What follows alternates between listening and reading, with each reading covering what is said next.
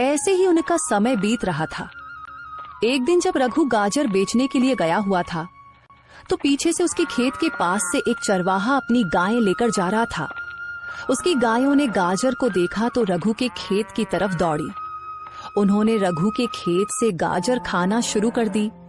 चलो बस करो अब, पता नहीं किसका खेत है, मालिक आ गया तो पूरे पैसे लेगा और मेरे पास इतने पैसे नहीं हैं। चलो भागो, अब घर जाकर खा लेना।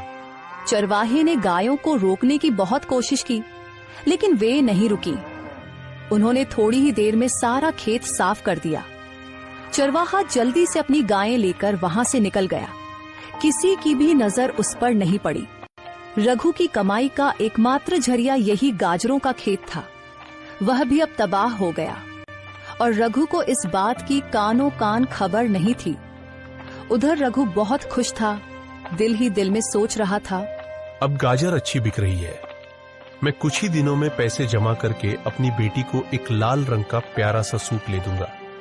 बहुत समय हो गया है, मैंने कभी उसे नया सूट नहीं दिया क्योंकि और भी खर्चे बहुत होते हैं, लेकिन इस बार मैं पक्का उसे सूट ले दूंगा।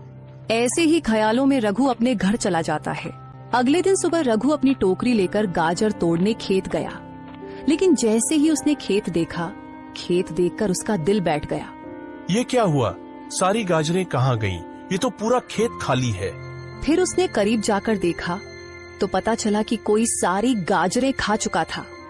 अब वह कौन है इसका रघु को पता नहीं था। रघु बहुत मायूस हुआ। रघु की आंखों में आंसू आ गए। मेरे पास रोटी कमाने का कोई और जरिया नहीं, अब मैं क्या करूं? रघु उदास होकर घर वापस आया। घर पहुंचकर वह बेटी के पास गया। क्या हुआ पिताजी, आज आप गाजर बेचने नहीं गए? सब ठीक तो है? आपकी तबीयत तो खराब नहीं?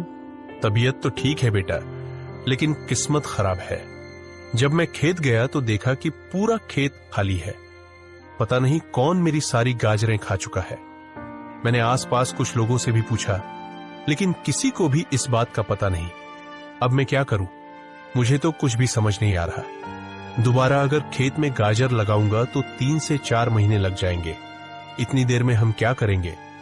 घर का खर्च कैसे चलेगा? मुझे तो इसी चिंता ने सताया हुआ है। पिताजी, आप इतनी चिंता मत करें। पहले ही मैं बीमार हूँ, इतनी चिंता करेंगे तो आपकी भी तबीयत खराब हो जाएगी। आप ऐसा करें कि जब तक नई गाजर नहीं उगती, आप किसी से काम का पता कर लें और गांव में ही कोई काम करें। हाँ बेटी, तुम सही कह रही हो। काका रामू मुझे पहले सेठ भूषण के पास काम करने को कहते थे, लेकिन कभी जरूरत ही नहीं पड़ी। अब मैं सीधे सेठ भूषण के पास ही जाता हूँ और उनके पास काम करता हूँ जब तक नई गाजर नहीं उगती।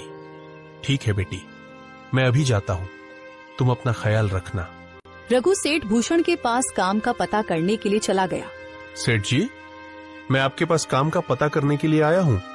मुझे कोई भी काम दे दीजिए, मैं मन लगाकर काम करूंगा। आपको शिकायत का मौका नहीं दूंगा। क्या हुआ रघु, तुम यहाँ काम ढूंढ रहे हो? तुम्हारी गाजर को क्या हुआ? तुम तो गाजर बेचते थे ना, फिर अचानक आज यहाँ को क्या हुआ? सब ठीक तो है ना? रघु ने सारी बात सेठ भूषण को बता दी। हाँ रघु, किस्मत तो तुम्हारी वाकई बहुत खराब है। अभी 2 दिन पहले ही मुझे एक नौकर की जरूरत थी, जो कि कल ही आया है।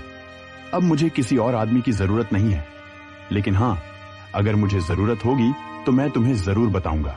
सेठ जी, मैं बहुत उम्मीद लेकर आपके पास आया हूँ। मुझे कोई भी छोटा सा काम दे दीजिए। दिहाड़ी भी बेझिझक कम दीजिएगा, मैं उफ तक नहीं करूंगा।